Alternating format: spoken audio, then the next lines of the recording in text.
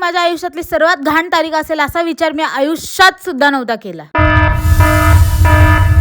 तर सर्व नाशिकच्या पब्लिकला आपला लई मोठा नमस्कार. सकाळी सकाळी तुमचा भाऊ रेग्युलर सारखेच गाणे ऐकत बसला होता.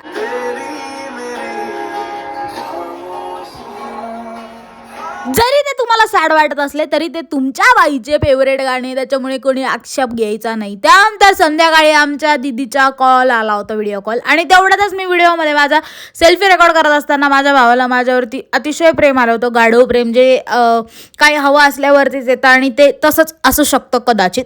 त्यानंतर संध्याकाळी माझी आई आली आणि मस्तपैकी इथे आम्ही अथर्व शीर्ष लावलं.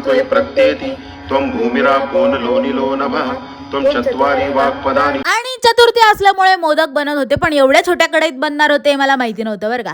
त्यानंतर आरती झाली आमच्या सगळ्या देवांची आणि गणपती बाप्पाची पण. त्यानंतर नैवेद्य प्रसाद झाला आणि मग त्यानंतर आमच्या घरी आले कुणाल काका वाघ, जे इलेक्शनला उभे आहेत, आणि ते घरी आल्यामुळे मम्मीने लगेच औक्षण पण केलं. त्यानंतर मला थोडं एवढं उतरलं होतं कारण मोकार उलट्या होत होत्या आणि त्यात एका बाजूला माझा हातही सुजला होता थोडासा फटका बसल्यामुळे. त्यात भयंकर पित्त आणि मायग्रेन पण झालं होतं गाईस. त्याचमुळे that is it for the day. Bye.